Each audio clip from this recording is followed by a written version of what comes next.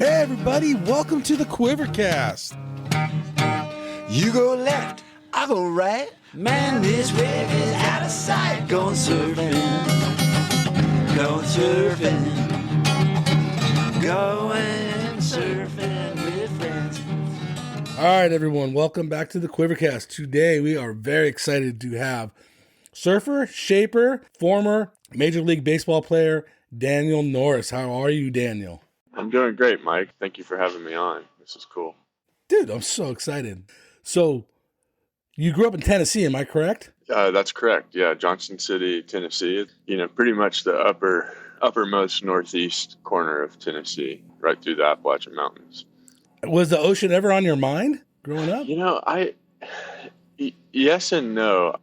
Long story short, being outside was always on my mind. My dad had a mountain bike shop my whole life. He, built bicycles for 33 some odd years. So I was always outside, and I always had this appreciation for, creation and what we've been given through the enjoyment of that. But as far as the ocean specifically, no, not growing up. I'm trying to think back. I kind of remember one sort of like family vacation we went on down in South Carolina, and I remember enjoying that. But then from that point on, no, it wasn't exactly on my radar until I would say my sophomore year of high school. That's when I kind of, I could get into it just as far as like finding music and Jack Johnson specifically. And that's when it started kind of peaking or, picking something at my brain like, maybe one day I'll spend more time around the ocean. But short answer, no, not exactly. Yeah. So like you're total inland mountain guy kind of. Is that the environment you grew up in? That's accurate. Yeah, that's fair. Playing baseball, yeah. So then baseball, of course. Did you play any other sports? Yeah, through high school I played baseball, basketball, and football. I loved all three. I mean, baseball was always my number one passion, but basketball and football. When it was basketball season, I was all in on basketball. When it was football season, I was all in on football. Yeah, that's kind of how that went for me. And at what point did you realize you could be a pro athlete, or how did that happen? I don't know. I don't know. I think looking back on, I guess, baseball specifically, I started realizing that maybe I would have somewhat of a future in it, just solely based on my passion for it, and that's not like it's not necessarily a comparative thing to my teammates or friends, but I kind of had this realization that I loved it so much that I would just, quite frankly, never give up. And okay, cool. It's so funny. I remember this like T-shirt my mom got me. I mean, I must have been 10 or something, and the T-shirt most likely was from like Old Navy or something, but it had a baseball and it said one track mind, and that couldn't be more true for me back then. And I think I started realizing that maybe I could do something with baseball beyond when it's just readily available through the high school teams, maybe just when, and not even like talent comparison wise, it was more just like, well, I'm just going to find a way to keep doing this because I love it so much. Wow. Yeah, that's cool. Yeah. So then we'll kind of fast forward to you go into major leagues, and that must have been kind of hard when you're doing that. It's not an easy thing. No, you're spot on. It's certainly not easy. Obviously, I think when you get to that highest level, everyone is good. I think in high school and stuff, you can, kind of find your own success in a sense of just like, playing a bunch and getting better. And the talent pool is a little bit different than the big leagues. And then once you get to the big leagues, you're like, wait a minute, like everyone is super good and they're supposed to be here. And I think that's where, work ethic comes in. And it's like, well, like the margin here is so condensed that it's like, how are you going to, whether it's rise above or how are you going to stay afloat? And for me, and I think I got that from my dad, I was just like, well, I can control how hard I work. I can't control what happens, performance-wise on the baseball field, but I can control the work that I put in. In a sense, that's your saving grace of just checking all those boxes. And however the chips fall in that sense is how it goes. Looking at that and then looking at your passion for surfing now, how do they compare? Like, did you lose the passion of baseball at a certain point, or was it's still there? And surfing.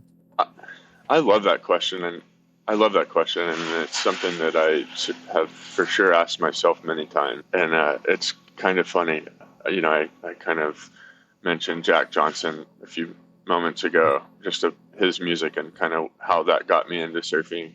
And one of his albums, In Between Dreams, it kind of, like, in a sense, I sort of utilized that in my own brain of, like, as humans, we're in a constant battle of just kind of everything that's going on in our brain. And for me, I think when I think about baseball and when I think about surfing, and I started surfing in some capacity once I got drafted. So I was like 17 or 18 years old. And immediately, you know how it goes. You get your first wave, you're hooked.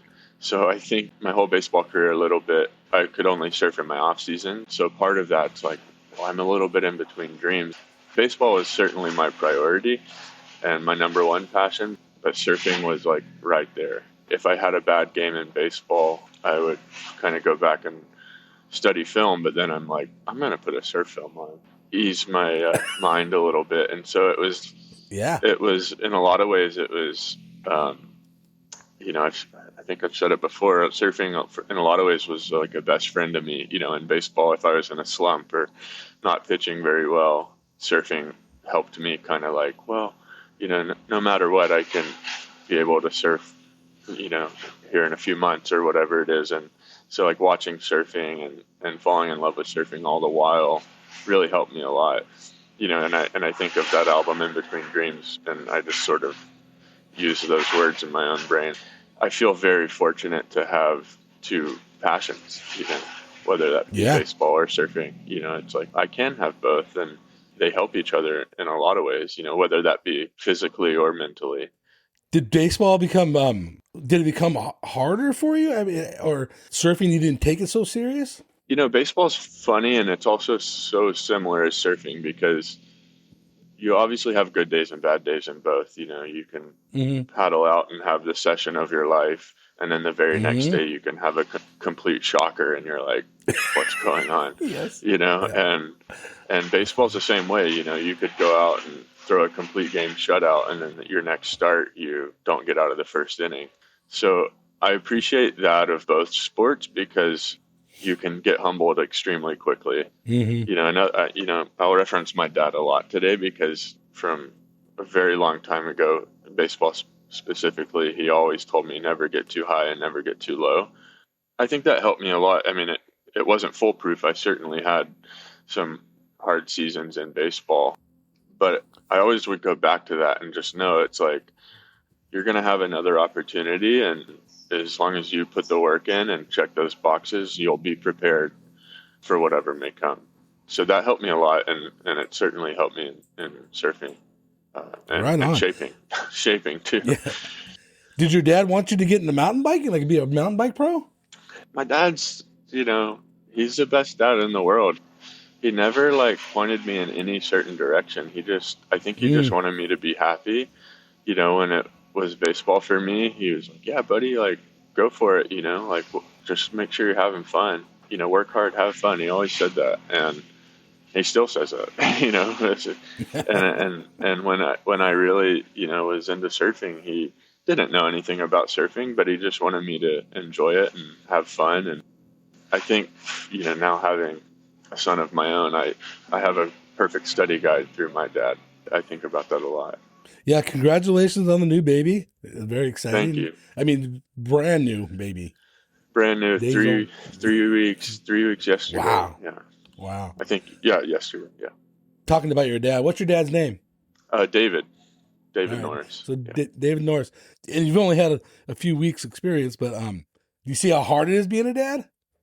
Or is it hard? It's the hardest and most rewarding thing I've ever been a part of. It's magical, really. Yeah, there's so many thoughts of gratitude and joy. but it's definitely stressful at times. Yeah. Well, you're a lifer now, no matter what. So, Yes, no doubt. Yeah. all right. Well, how was your first experience of surfing? Like, how did that happen? It was 2011. I had just been drafted by the Blue Jays. I got an old 1978 Volkswagen Westfalia. Shortly after that, I went and got my first surfboard, which was a 6'2" Quiet Flight Sea Fleet. I don't know if you remember Quiet Flight, but they're from 100% remember Cocoa, Quiet Flight. yeah, 100%. East Cocoa Coast. Beach, Florida. Yep. East Yep. Coast, yeah. And I think Kelly Slater so wrote for Quiet Flight back in the day. He did. And short story about Quiet Flight, I through baseball had a thing with Oakley, and my kind of rep was Jimmy Leisure, who his dad started Quiet Flight, and so I got to know Jimmy well. Yeah. And this was actually years after I had even bought my first board, so that was just kind of a fun moment when it all came together for that. But back to 2011, yeah, I got my van and I got a surfboard, and I hit the road up through the mountains all the way to Folly Beach, South Carolina, and camped out there for a few weeks and taught myself to surf on a shortboard. That took a while, but I was determined, and it got to the point where I could, stand up and go straight a few times, and I was hooked, and it was a magical time for me just because leading up to that point, all I knew about surfing was Jack Johnson, Chris Malloy, and Thicker Than Water. Okay. Yeah, I was going to ask you that. Yeah. And so that was kind of my, study guide into surfing. And I will say too, early on, I promised myself I would never take a surf lesson. By the grace of God, I knew not to do that in a way. I work hard in baseball. I'm going to work hard in this. I'm going to earn it. I'm going to take this route versus the other one. And I think in a sense, also from my dad, it's like DIY, kind of do it yourself whole thing. And so that was like pretty firm in my brain of like, I'm going to figure this out for my own. And the same way that I study, baseball, I'm going to study surfing, which, going through other surf films, I got to, in early goings, started watching some Thomas Campbell films. So I got a longboard, and that got me into waves easier and earlier. And so the whole progression there was a very exciting time because in the same breath of learning to surf, I was learning more and more about board design. And I think that's what kind of kickstarted that in my brain early on as a surfer. And then fast forward to shaping too. It was really cool just because I was so intrigued by, I had kind of a hard time on this short board, and then I picked up a long board, and now I'm getting a lot of waves, but now I have more confidence to get back on my short, so and mind you, I was, that was a long time ago, but it was really cool for me. It's really cool for me to look back on that and think about like popping in the surf shop and looking at like, I've been riding this 9.0, and then what if I go to like a 7.6, and then, that whole thing back then was really, really fun and exciting for me. You went into the shop and said, I'm going to surf and buy a board? Or was it I went swimming in the beach and the water felt good and, hey, I want to surf? Well, the whole reason I even went to the shop to get a board, I credit I credit Jack Johnson that led me to Thicker Than Water, Influenced by a movie, basically. No doubt, yeah. 100%. I mean, that really and truly is it, looking back on it. Just listening to his music from like my sophomore year. So I had a few years to dream it, like in high school in Tennessee and listening to Jack Johnson. And then I remember going home and reading articles about him, which kind of led me to like, he did some filmmaking. What films? And worked with Chris Malloy to shoot Thicker Than Water on a 60mm Bolex, and it's like, let me see if I can watch this movie. And then I watched it a lot, and then I watched. It's fascinating to me. Being some kid like from the Appalachians or Appalachia, whatever that's called. That's exactly it. All my friends were like, "What are you listening?" Yeah, exactly. What is this stuff? Yeah, we grew up on Alan Jackson and Randy Travis, and I still listen to that too. But yeah, all my buddies would get in my car and like, what is this hippie stuff? That's funny. What were they saying about you having a surf film on? Like, you're not even near the ocean. Yeah, The demographics there. No, it's very contrast. I don't honestly, I don't remember if I ever even like had a friend over to watch it with me. It was kind of like my thing. I was just like, this is what I don't know. I don't remember that far back. So you fell in love with surfing just before you even surfed, but it could have been anything. It could have been snowboarding. It could have been bike ride. I mean, I don't know. It could have been for sure. And snowboarding and skiing and all and mountain biking is so readily available there. Obviously, that's what I'm thinking. Yeah. I don't think I've ever been on a ski lift. I don't think. I mean, if I have, it's been one time, and so I never that never. I don't know. That never like spoke to you. Never spoke to me. It certainly never spoke to me. Just looking back on that too. So I had spent a few weeks before spring training in Folly Beach, and then I made my way to like Jacksonville because my spring training was on the west side of Florida. But I would take the alternate route much longer and go to the coast. So my first stop was Folly Beach, and then I would go to like Jacksonville and then New Smyrna, but then like Cocoa Beach, and then I would jet across to, Tampa for spring training. It might have been that very first off season right after I got my board. I was working at an outdoors store in Tennessee, Mahoney's Outfitters, and I was working in like rock climbing, hiking, kayaking, all that stuff, and I had a coworker of mine who had, I think it was like a timeshare or something in Nicaragua, and he knew I was into surfing, and that's what it was. We had, remember at the shops, GoPro had their setup, and they'd have a screen that was showing like the movies. I would always get in trouble at work because I'd just be sitting there watching whatever surf clips they had on, and so like my manager would be like, "Hey, you gotta get back to work. Also put your name tag on. Why is your name whatever?" And I'm like, oh, "Okay." And one of my coworkers was like, "You're enamored by surfing. I have a place in Nicaragua. Like, I'm going in January. You should come." And I was like, "I don't know if I can go in January, but can I go like now?" And he was like, well, yeah, but do you know how to get there? I'm like, no, I'll figure it out. And so I went to Nicaragua pretty much by myself for the first time. That was like my first surf trip, and I had no idea what I was doing, but I found my way there. I rented a dirt bike off someone, and I took my board, and looking back, I kind of scored. I kind of scored there, and like I actually, especially early on at that time, I like actually surfed pretty well. So that was like, my mind was blown. I was like, this is it. This is crazy. Like, I can't believe I'm here. Yeah. So that was kind of fun. Okay, so you being a talented athlete, like a legit pro athlete, was it hard surfing? Like, was it harder than you thought it was going to be? Without question. It's, I mean, I'm sure it's up for debate, but surfing is one of the hardest things that you could ever dream to learn to do.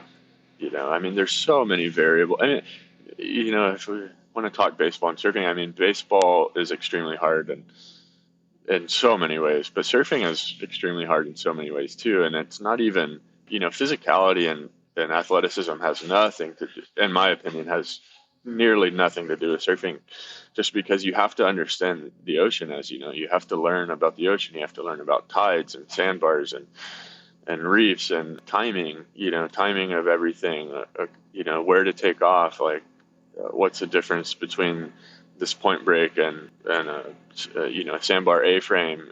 Okay, when the waves are a little bit punchy, I have to angle my takeoff and not go straight. There's so many little variables, and obviously, like, once you get that and understand it, you've got it. But I think people that have never surfed, they have no idea how hard it is. Yeah, no idea. Yeah. Back in the 80s and 90s, Surfer Magazine or Surfing Magazine, one of the magazines, used to do this like crossover thing where they have like an NFL player that surfed or basketball player. Yeah. And I used to love reading it. It was always like 4 questions about it, but it was fascinating to me. Like, these big NFL guys are like, dude, this is the hardest thing in the world. Yeah. Yeah. And then when you get worked for the first time, you're like, I don't know if I should do this. Like, It's humbling. It can be scary for sure. Going to Nicaragua or just paddling out by yourself, are you getting guidance or you're doing DIY? Like, it can get dangerous out there. Yeah, it certainly can. Total DIY. That was just kind of my mindset for whatever reason. I love it. Once I was there and on a dirt bike, I didn't know where to go. So I would, find a local that looked like a surfer and be like, hey, where can I go surf? And they're like, okay, you can only get here by motorcycle or dirt bike. So you're good on that. And then like, I distinctly remember having a map and like trying to figure it out. And then it was, I think the first place I surfed there was Playa Maderas, and that was the place you could really only get to by dirt bike. And I remember looking at my map, and then I have this like vivid memory of going up this, mountain kind of, and then you get to the top of the mountain and you eclipse it, and then you look down and you see just this like perfect bay with this crazy, it was like a mini right-hand point break just like reeling into the bay. And I was like, is this real? And then I go down there and just set up my board and go out there. And I spent every day there pretty much. Wow. Okay. That was pretty cool. Was it heavy? Or was it okay? That day? Yeah. It was, the first day I surfed there was fun. I remember, and again, I was very, very early in my surfing progression. Yeah. But I was getting plenty of waves and like having fun. I don't think it was never too big. I mean, it was, I don't know, looking back, probably chest high and solid. It was perfect. Super fun. Yeah, it was perfect. And I just was beside myself the whole time. I couldn't believe it. So looking back on baseball, I've seen the video. There's several videos made about you, little shorts of Yeti and some of the other guys. Did you feel like an outsider in baseball, or like did you feel like you like to be by yourself?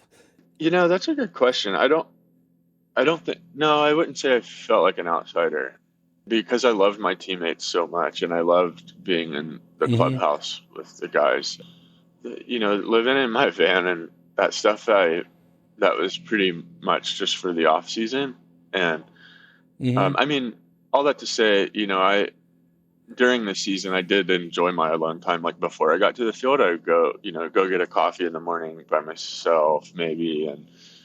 But I had, some of my best friends are from baseball, and they'll be some of my best friends for life, and I wasn't like actively trying to seclude myself. I think that maybe is like maybe misinterpreted through that stuff. But like when it was the off season, I was pretty focused on just enjoying my off time. It was like, well, I'm going to get my work in. I'm going to do all my training, all my throwing, but then I have like the rest of the day. So what am I going to fill that with? And for me, that was like the sense of adventure and surfing, and it was fun. Yeah.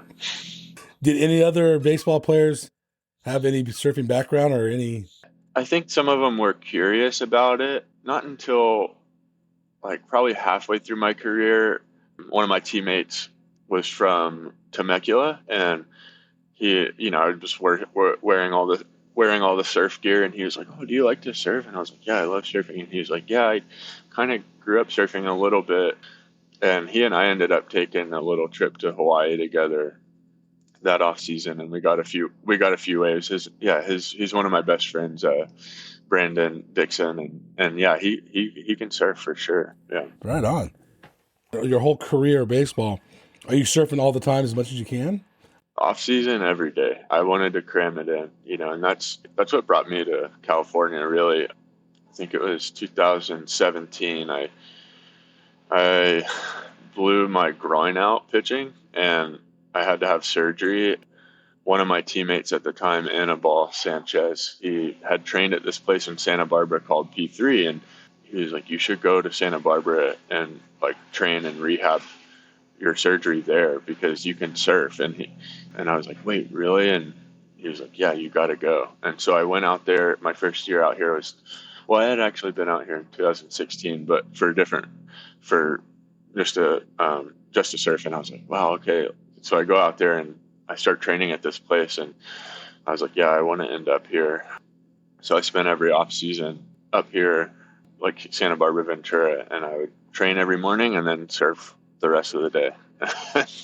And that was pretty Wow. much Okay. it for me. Let's just talk about the West Coast. And when you got here, 2016, 2017, how were you treated by the local guys or the guys that the regulars surfing at whatever break? Yeah, I love this. Real quick, great. Never had anything, too heavy go on. And I will say this, that I was extremely mindful of surf etiquette from essentially when I found out about surfing and really dove into it, even prior to being in the water, when I was reading articles, watching all the films, that I was extremely mindful of that. And baseball helped me with that too, because when you're a rookie and you come up in the league, it's the same thing as heavy locals, right? Like you go in the clubhouse and I'm 21 years old and more than half my teammates are in their mid 30s and they've been there for 10 years. And they're like, who's this rookie coming up, So I certainly got hazed at an early age, and I learned to respect my elders and respect the guys that have been there longer than I have. So I definitely took that into surfing, and it helped me and it hurt me because, number one, I was mindful of not taking the set waves and not, back paddling or burning or anything, snaking in that regard.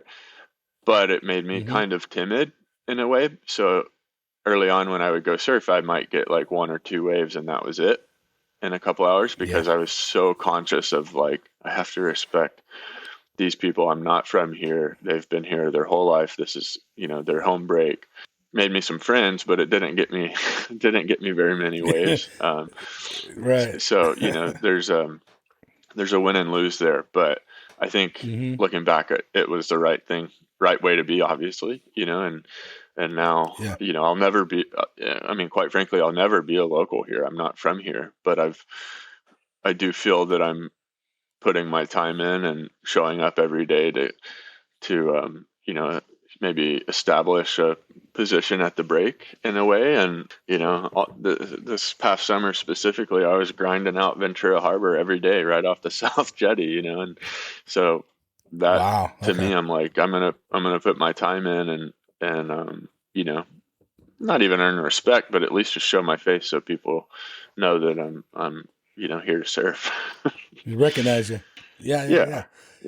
Well, okay, so then I guess we'll just jump ahead. So how did you meet Sage Erickson, your wife? I guess it's Sage Norris now, right? Yeah, definitely. What does she go by? Actually, I don't know.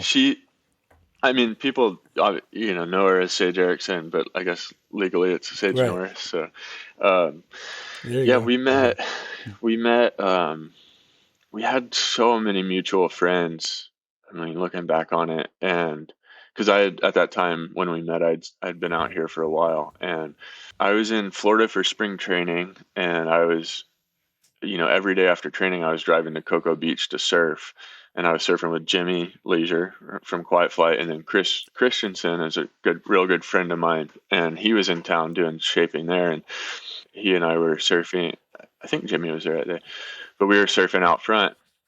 Chris had just shaped me a board. I think it was a 8.0 Huntsman or something. And so anyways, we were surfing, and then we came in and we were going to go get a bite to eat. And I had taken a picture of our boards and posted it, and Sage wrote me back from my picture of surfboards. And that was it.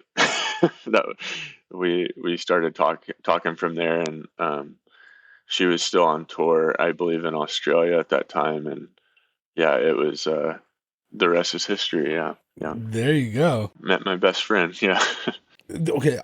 Yes, and she's your wife, and that's so awesome. I'm assuming you guys have had conversations about how different each sport is from each other. Yes. And similarities probably too. Yes, definitely. I think that we talk about that a lot, actually. If nothing else, about kind of mindset, competitively wise mindset. We talk about that a lot too. And I think for her and professional surfing, you're up against at most 3 other surfers in your heat, and sometimes just one. So it's kind of 1-on-1.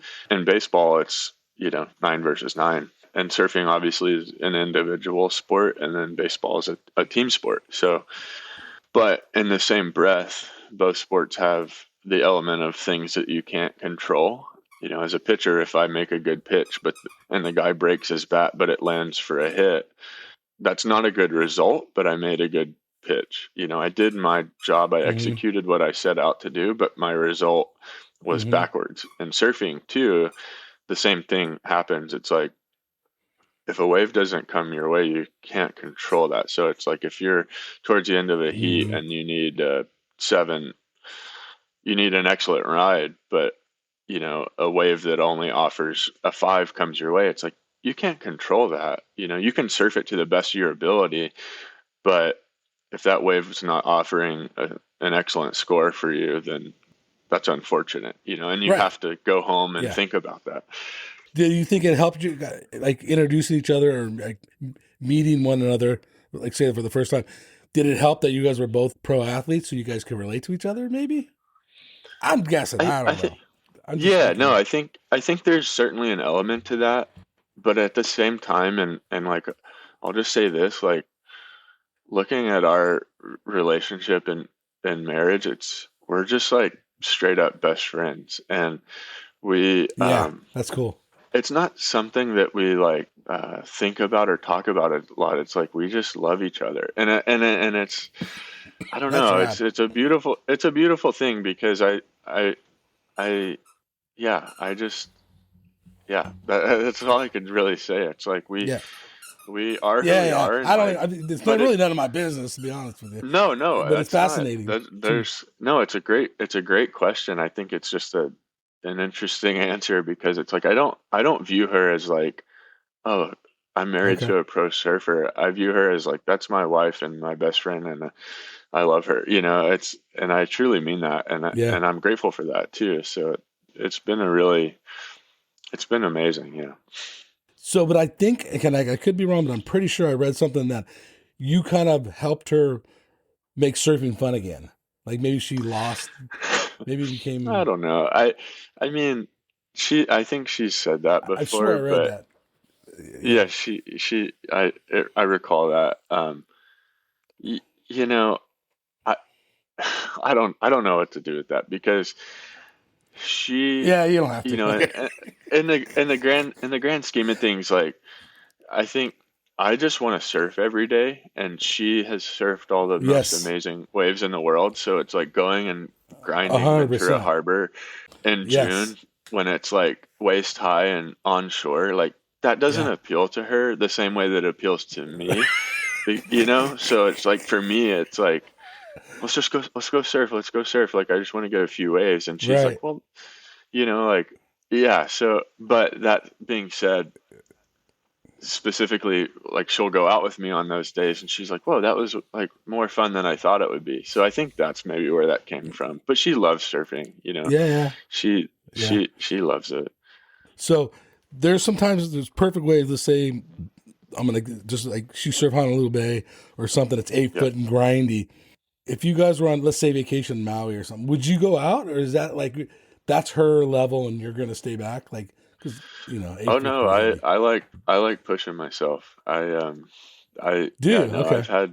I've been in a few sketchy moments, not because of her. I mean, it's my own doing, but like, specifically, this was a few years ago, I think.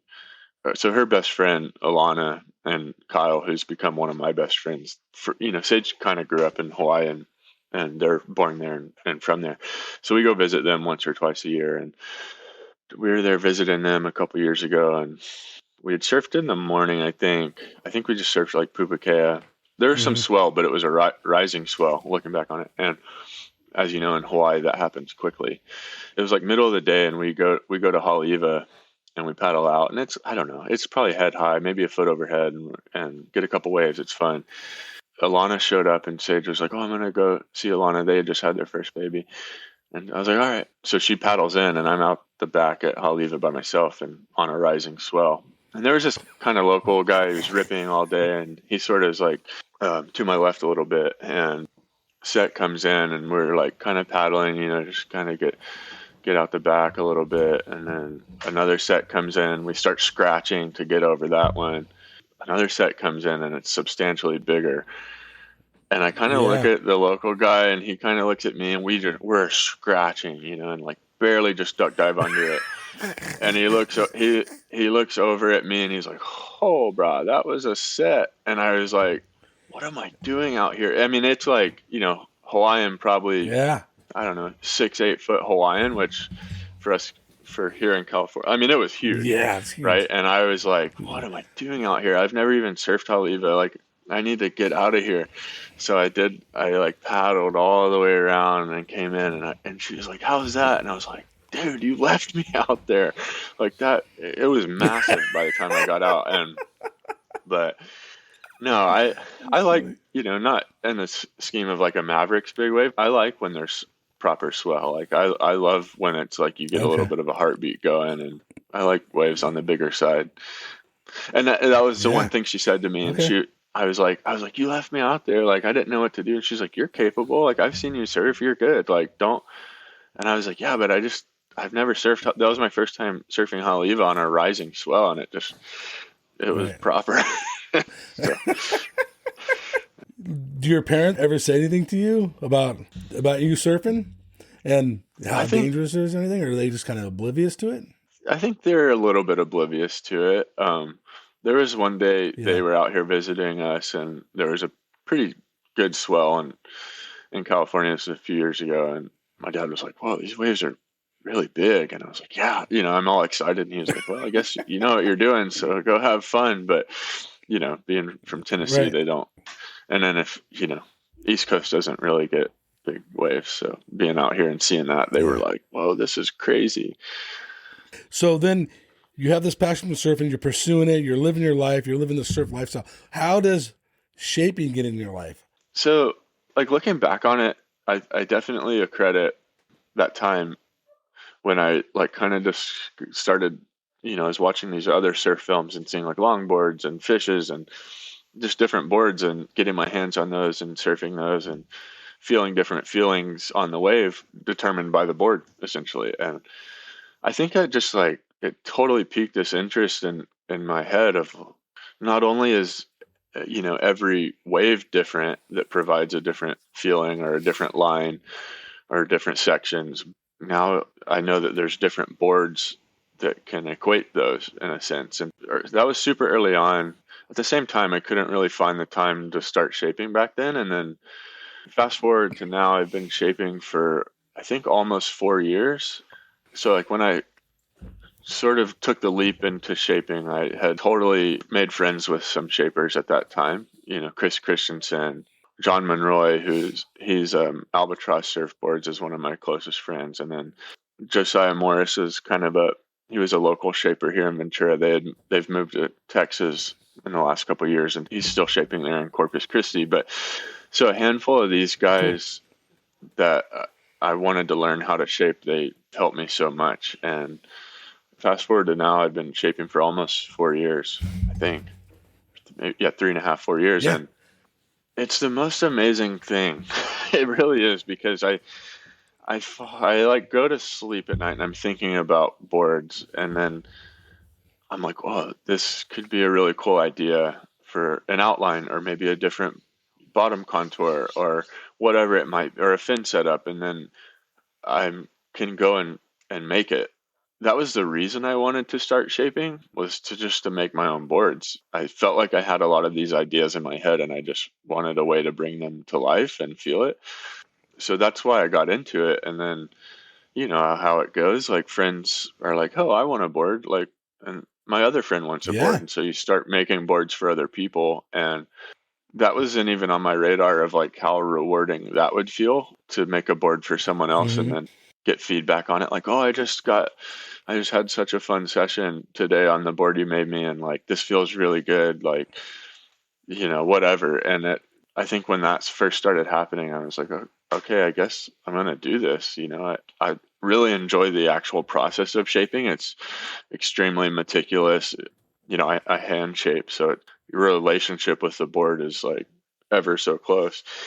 So I just fell in love with that process too. And at the same time, when there's no waves, you can still be involved with surfing by making a surfboard. And I love the idea of that when it's like, specifically now we just had our first child and I've surfed like once or twice in the last 3 weeks, but I've still been shaping a lot. So I'm still really happy, selfishly, I'm very happy with like still being involved with like making boards and stuff. So it's wonderful. Yeah. I really love it. Was it harder to learn how to surf or was it harder to learn how to shape?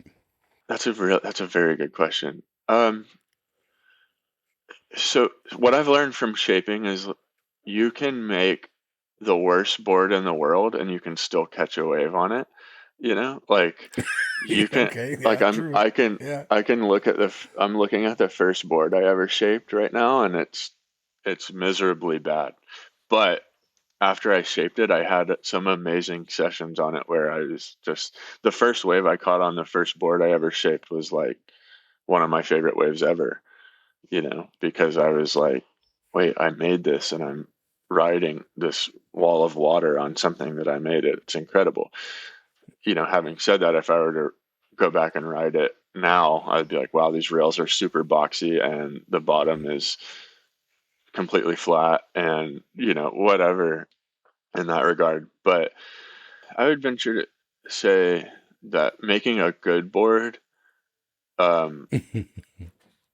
making a good board is hard, especially too, because I mean, it's a blessing and a curse having Sage as my wife because she's such a good surfer that Yeah. if it's not a good board, I'm gonna know about it. And if it's not a good board, like I can shape a board for myself and really enjoy it. But if I shaped a board for her that wasn't a good board, she'd be like, oh, the rails, whatever. That's difficult, but it's good. I mean, it only helps me, like I need that feedback because I want to make changes. And her brother Noah is an amazing surfer as well, Rips. and I've seen him. super good. And he and I designed a board together over the spring summer, and that's been so fun working on that board with him. And he's gotten it under a lot of other people's feet, specifically this other guy named Sean Woods. I've been shaping some boards for him, and I don't know if you know about him, but man, he is a wonderful surfer, and he's given me amazing feedback on that board. And the whole reason of like having good surfers on your boards is it only helps you. And so I've been so grateful for that, to get that feedback, because for the most part, people that are ordering boards from me they're good surfers, but it's like, yeah, I'm just getting a new surfboard. But when I get the board under like Sage or Noah or Sean Wood's feet, I'm actually getting like, yeah, maybe let's try double concave instead of a single through the fins, and like a little bit more V out the back or a little less V out the back. And like the rails feel really good. Let's pull the hard edge up a little bit more. The rocker feels good, but the tail feels a little thick, things like that help me so much because I can't feel what they feel, that's helped me a ton in that regard. And I'm so grateful for that. Is it hard to learn the lingo of the shaping world? Yeah, I think looking back on it, my research into surfing, whether that be the surf films or the magazines I was reading, Surfer's Journal, or the articles, I just kind of picked up on things here and there. The more I was around surfers, the more I picked up on that and the way that they would talk about boards or waves or tides or anything like that. That was something that you just learn as you go, kind of thing. So you got the lingo, and then the shaping. I think looking back on that, I would say as a surfer, I was self-taught, and as a shaper, I've been like 70% self-taught, and then like 30% have gotten a lot of help from like Chris Christensen, John Monroy, Josiah Morris. Like they've helped me a lot with certain things regarding shaping that when I set out to surf, I wanted to be the best in the world ever. That's as human nature, that's how we go. It's like, well, if I'm going to do this, I want to be good at it. And if I'm going to be good, why not try and be the best? Now, of course, that's not in the cards for me as a surfer, but that was my motivation into surfing was like, I want to be the best. And you don't wake up one day and you can do, a full rotation or an air reverse. That's just not how it works. So the only way to get better is just the repetitions and do it more and more and more. And so for me, that was, I want to surf every day. And then with shaping too, it's, well, the more boards I shape, the better I'm becoming. Like every time I step in that shaping bay, I'm not getting worse.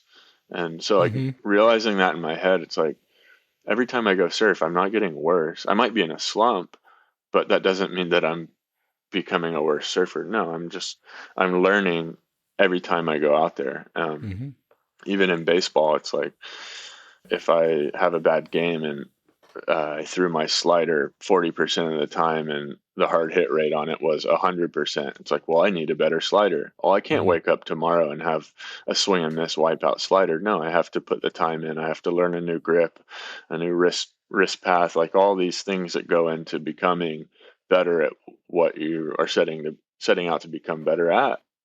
I think realizing that and like being patient with yourself, showing yourself some grace, but at the same time keeping your brim down and working hard and going for it, that's the only way that you're going to get better at anything. In a sense, like I'm my own worst critic in surfing and shaping because I'm striving for perfection all the while knowing that I'll never achieve that. That's my goal in front of me. So with surfing, like nobody's going to come up to me after a bad session and say, wow, you had a really bad session at surf. Like nobody's going to, I mean, maybe, but like hopefully nobody's going to do that. But if I make a bad board for somebody, like most likely I'm going to hear about it. Right. I want that and I want that feedback. I need that feedback to know like, yeah, the board works good, but when I like backside, it feels a little, I'm bogging or something. Thank you for that. I'm going to fix it. For example, the Sean Woods that I've been shaping some boards for, the first board I made him, he, humbly speaking, he loved it. He absolutely loves it. He can't get off it, but he wanted a backup, because as we know, boards don't last forever. And so I made him a backup and he rode that a few times. And I asked him about that and he's like, man, I had an amazing session at Rincon on it. Like I was making sections I didn't think I would make. It's so fast. He's like, but I will say when I surfed it at like the beach breaks, like it feels a little bit different for my airs. I think it's a little bit thick in the tail. For me, like as a shaper, it's like, okay, I want to get this right for him. So I'm like immediately back in the bay and making him another board. And I take that information and utilize, and it's like when you're hand shaping, there's so many variables, like just it's, and I think that's the beauty of the hand shape because you know what you're getting, but at the same time, all of them are different. It's the same as a wave. Like every single wave, even a perfect reef break, like every wave is different. It has its own character. They have their own character in the sense of like, I can make you this exact same board model, but it's going to feel a little bit different.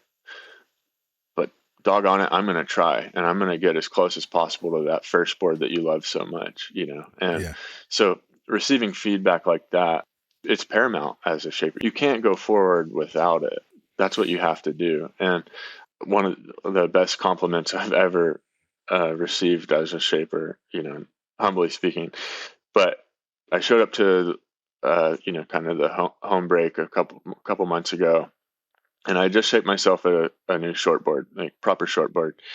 And, I pulled out of the car and there's a local guy, he's older, but kind of legend status around the area. And I've gotten to know him really well, super nice guy and great surfer. And I'm pulling the board out of the car and he's like, oh, a new board. And I said, yeah, check it out. And so he's checking it out, looking at the rocker, looking at the rails, the concaves, all that stuff. And he's like, where'd you get this cut? Where'd you get the CNC, the CAD design for this? And I was like, oh no, I hand shaped it. And he was like, you hand shaped this?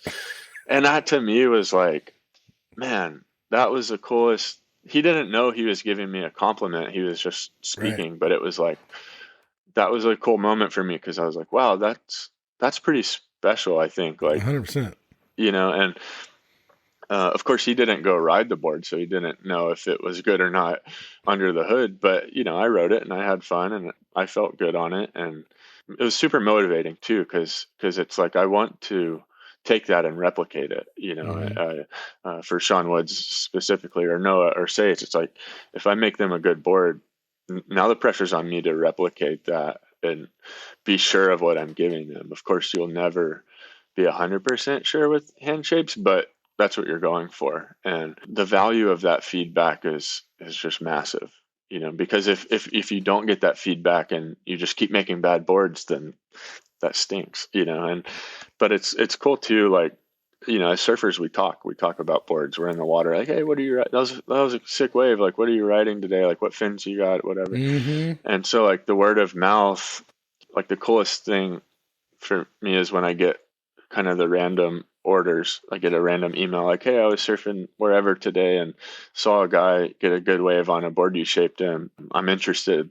That's pretty awesome to me. Yeah. Just because, as we know, as surfers, we're out there, like, we're just constantly thinking about ways to get better and like feel a different feeling, or my top turn feels kind of haywire on this board. I need a new board. Where am I going to go? And it's like, for the most part, if we're riding high performance shortboards, we're going to go to our CIs, our Firewires, our Pizels, or our Lost, or whatever.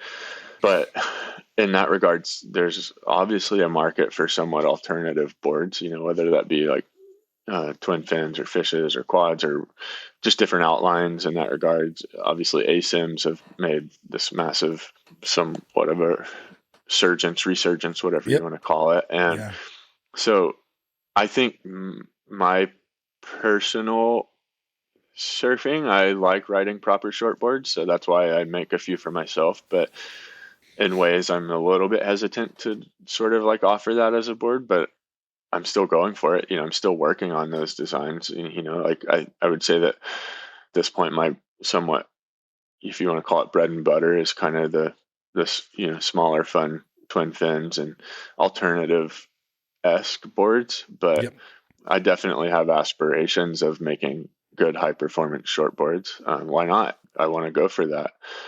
Another thing I've really enjoyed about shaping too is making and riding all types of boards. Like, I don't specifically leave the house necessarily wanting to ride a mid-length or a longboard, but if I'm going to shape them, I need to know how they ride and how they work. And so that's been really fun to like ride those boards from time to time.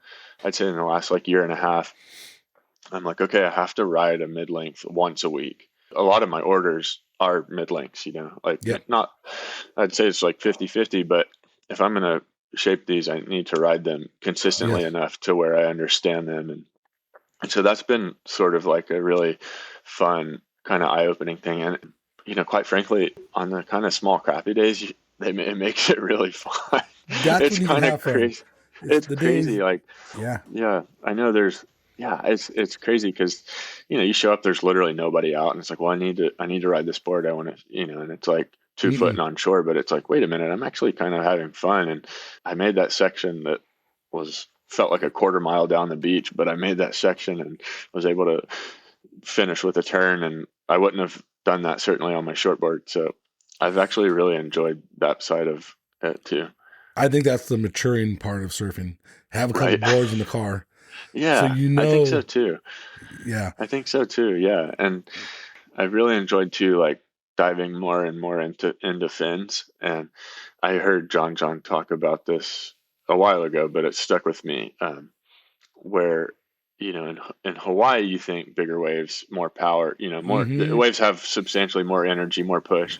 100%. And he's like, it's a bit of a misconception where you think, bigger waves, more power, more push, that you want larger fins. Right. And he's a bigger guy too, probably, 6'1" or something. And he's like, but I actually ride my medium fins in Hawaii and my large fins in California because I get more drive out of those on, smaller days in California. And I was like, that is a misconception. Like, that's a really good idea. So after, this was a while ago, but that next day I went and put my large, it was a twin trailer, but like pretty big pretty big twins Yeah. into my small kind of gravel board, and it was like, timeout. This is different, and this feels really good. You know, it was like, so like that expansiveness of knowledge that you're just constantly learning is really exciting, because it's like that changed the game for me.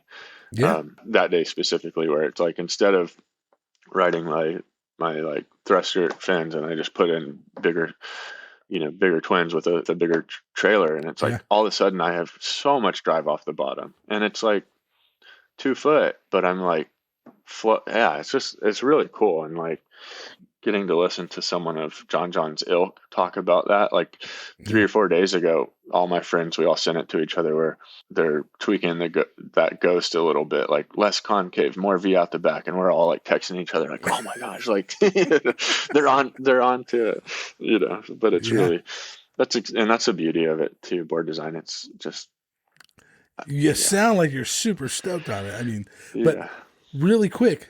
So what labels are going to Norris? I do NorrisSurfcraft.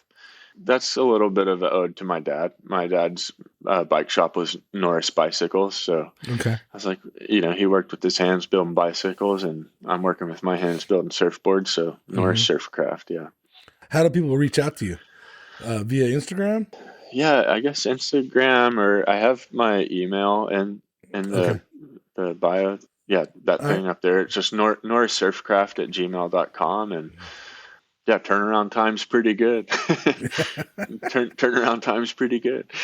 Are you doing only poly, or do you do epoxy too? Or so far only poly. No other reason beyond just that's what people have ordered. You know, I just haven't gotten an epoxy order yet. I mean, I could have been making them for myself, but I like poly for whatever reason. I spending quite a bit of time in Florida. Back then I was riding some epoxies, just because like that's kind of the go-to there, just a little less push. But, you know, being out here, I like being able to, I mean, you know, it's all the same in a sense, but I like the ease of getting that rail in the water versus epoxy. Even the times I've spent in a couple, like I've been to the Waco wave pool a few times, and Palm Springs too. And I know there's a discrepancy there with epoxy maybe in the freshwater, but I still ride my polyboards in there. And I mean, I'm not a world-class surfer, but I still have, I don't necessarily feel any hindrance with that. So I like poly. US blanks, I mean, this was over a year ago now, but the yellow CT foam is pretty incredible. Okay. Just as far as the lightness of it, but it's still like the density, like you're minimizing pressure dings in a way, which is a whole nother conversation, because Noah loves pressure dings. And one time I made the mistake of making him a board with yellow foam and S-cloth, which is like harder glass. Okay. And he was like, yeah, the board's good, but man, he's like, I'm not getting any pressure dings. And I was like, you want those? And he's like, yeah, I need them for my airs. It's like a footing. It's like a foothold for me. And I was like, whoa, dude. I was like, most people that are ordering boards want it to last forever. So I was like, I'm sorry. Let's make you another one and not do that. You know, so that's kind of, you know, some people love the pressure dings, which makes sense in theory, right? Like, because your foot will be in the same spot usually. Exactly. Yeah. So exactly. Who's doing the color on the boards? Are you doing all that? Your boards look beautiful. Oh, thank you. That's so cool. I can't take too much credit for that. No, when I first started shaping, I was spraying all the boards. I was doing the sprays, but of late, they've probably done my last like 60 or more boards. Studio 609, and Ventura, right off the avenue. Rachel and Chris, they're magicians, and I'll come to them with an idea, or you know, a customer obviously wants like, hey, I want this, and it's like, man, they nail it, and I'm so grateful for them. And even beyond their quality of work, they're just wonderful people that every time I go, I mean, I dropped boards off yesterday, and it's like I can't get out of there within an hour because I just love talking to them so much. You know, their wealth of knowledge of surfing and surfboards. It's so fun to talk to talk to them,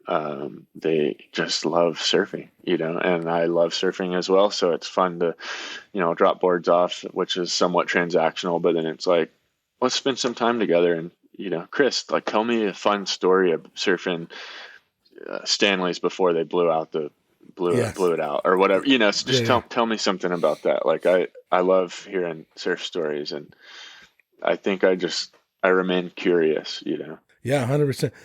As far as shaping goes, did you make your own bay at the house? I do. It's in my barn, right behind our house. And cool. One of my real good friends here, Tom Good, and his dad, Ted, they came over and built that out for me. And they've kind of built out quite a few shaping warehouses locally here. And they knocked that thing out, and it's amazing. I'm so grateful for that, because I can, I'll go shape for like an hour and then come back in, come back in, grab a coffee, and like have a new idea, or like most importantly is like new set of eyes on it. Like, come in, like, yes, give Sage a hug, and then go back out, and I'm like, oh wait, that rocker, I don't know, anything in that regard is really nice to be able to kind of take a step back and like come back in. I'm like, okay, yeah, that looks a little bit different, or anything in that regard is super helpful. Yeah, totally. Well, I can hear the passion of your shaping. It seems you're stoked on it. I can hear it. I am. I'm so grateful for it. I'm grateful for, like, if I can say, like, feeling a purpose after baseball, okay, feeling purposeful, and it started out as like a selfish endeavor. I just wanted to make boards for myself, and then it's expanded into making boards for other people. And there's pressure in that, but I kind of like that, I guess. I kind of like that, and even beyond that, like, the actual like process of shaping is really fun. Just like starting from this full US blank, and then going through your planer passes, and then your rocker, and getting to your rails, and it's like, oh, this is a nervous part, but then it's like you go and achieve that every time. Oh, I'm getting up to the nose, like, all right, I need to lock it in right now. I kind of hit cruise control when I was planing to thickness, and now I'm at the nose, so I got to lock it in. Kind of that whole thing's exciting for me, and yeah, I enjoy the process, and then you have your finished product, and it's exciting, and then rewarding. It's rewarding, and as I mentioned earlier, just the feedback is really cool too. It's like, I don't want to say like, oh, job well done, but it's like, it's that motivating factor of like, I want to keep chasing this, and I want to gain that, consistency of orders because I just want to shape every day, kind of thing. And I do want to give, Chris Christensen a lot of credit, because early on when I started shaping, I mean, surfboards cost money, and it's not cheap. And even when you're shaping for yourself, it's still not cheap. So Chris told me early on, he was like, dude, got to do hats and t-shirts, And I was like, okay. So I started drawing my own logos, and then I got, a couple heat presses for hats and t-shirts. So I make my own hats and t-shirts too, which has been really, it's pretty fun. I have like not equally as much fun, but I actually really enjoy that too, because a couple of the logos I drew probably back in like 2011. I found an old sketchbook, and I'm like, oh, that could actually work for NorrisSurfcraft right now. Like, but I don't know how to digitize them, so I sent them to a guy, then he makes them into like a digital thing that I can upload. But Bryce, thank you for doing that, because I don't know how to do it. As you can tell with the Wi-Fi, I don't know how to do the technology stuff. Coming back into the house, even though I know it's right there, the barn's probably close to the house. Yeah. The Sage like, hey, dust off before you come in. Oh my goodness, you nailed it. I'm looking at my boots right there, and oh gosh, no, it's so funny you said that, because for Christmas this year, I have my compressor that I'll blow off before I come. I'll come before I come in the house, but you don't get everything. And when the bay's dusty, it kind of plumes back up, and you walk out the door, and you're like, "God gummit, I just did this." So long story short, for Christmas, I got Sage a handheld leaf blower. And so it's like it's handheld. So it's Yeah, pretty small. And we haven't set it up quite yet because we've been a little bit busy, but she got a kick out of that because I'm like, now we can, we can take care of that before I get dust out of her house. Double blow. I've certainly got, gotten a side eye a few times when there's some foam dust in the kitchen. But all right. And the baby, that's got to be a life changer. But no doubt. At least you're keeping your work at home. Yeah. The last few weeks have been a little bit slow. That's okay. We'd do anything in the world for him, Of course. I definitely, my heart goes out to Sage. I know she's kind of chomping at the bit to get back in the water. So I shaped her a welcome back to liquid quiver. Oh, nice. Cool. So that'll be fun for her when she's, I think she's got a few more weeks. She'll be back in the water, and I could see her get excited about that, and she's ready to get back out there, and but it's been amazing. Yeah, it's been amazing. And congratulations, that's awesome. Thank you. And healthy, yeah. The passion keeps you going. You can hear in your voice. You've loved baseball. You love surfing. You love shaping now. Yeah. Is that like always been in your life? Have you ever had a bored moment? It seems like you're just a busy guy. You keep yourself busy at least. I do, and I get that from my dad. I will say this: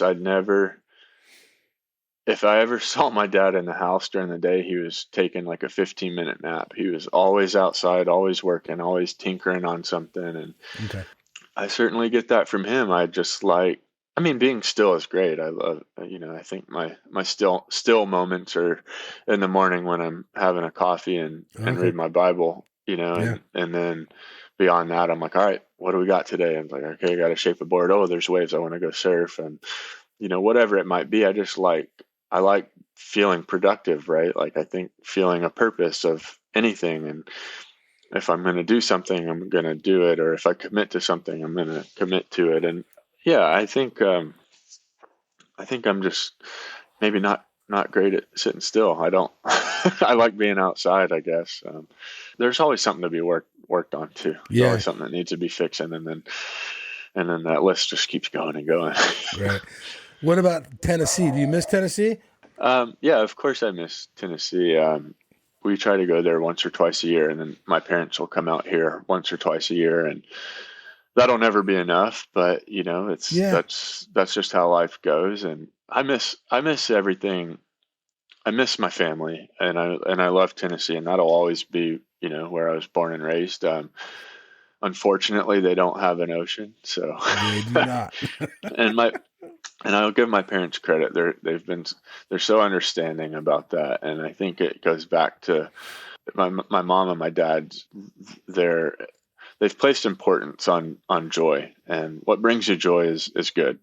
And, that's great. Yeah. And so I think that they understand, you've loved surfing for a long time, and you're in a good place, and you found the love of your life, and you're starting a family, and we'll come see you, and you can come see us. So it works out good. Yeah. And then last thing, then this one's kind of a weird one, but I got to know. Okay, so being out in the mountains back in Tennessee, so I've heard rumors of Bigfoot. Have you ever seen anybody you know? I'm not at liberty to say. No,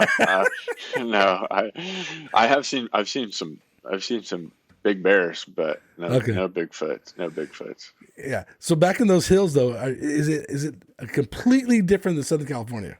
It's got to be. Yes, very. The mountains are vastly different. I mean, Tennessee mountains are they're like forest, and here it's not that. Yes. I mean, who knows? After all this rain, we might have some tree sprouts, but no, it's completely different in my opinion. Yeah. Well, Daniel, I have 50 more questions, but thank you so much for coming on. Oh man, I enjoyed it so much, and I appreciate you wanting to talk to me and hear about my surfboards, and that's very much appreciated and a total honor to be on the QuiverCast. I appreciate it. All right, everybody. So this is Mike and Daniel Norris, and we are out of here. Thank you. You go left, I go right. Man, this wave is out of sight. Going surfing, going surfing, going surfing with friends. Ride this wave to the shore. Paddle out, I'm gonna catch 10 more. Going surfing, going surfing, going surfing with friends. I don't care if it's wrong or right. I'm gonna do it all day, I'm gonna do it all night. I'm going surfing, going surfing, going surfing with friends.